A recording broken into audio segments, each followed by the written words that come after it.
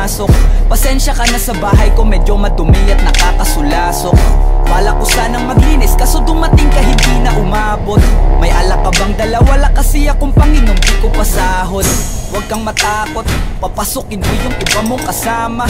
Kamo sa kanila, madilim at delikado na dyan sa kalsada. Ako ang bahala sa kanila, hindi sila mapapahama. Paupuin mo sila sa sofa, tapos paikutin mo yung dala mong alak. Sarado mo ang pinto, may gagawin ako. Huwag kayong aalis sa kwarto, may kukunin lang ako. Kailangan pagbalik ko, eh nandyan dyan pa rin kayo. Kasi hindi lang kayo wanta ko, mamaya may bisita rin ako.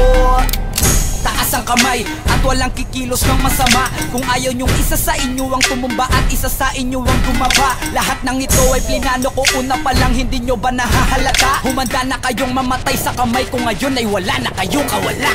Wah!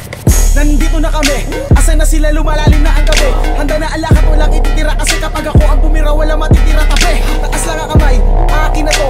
Huwag ka na pawalag, baka natin na mo. Ibigay mo na lahat, ako nagsabi sa'yo. Huwag ka na magbakaawa, ina mo.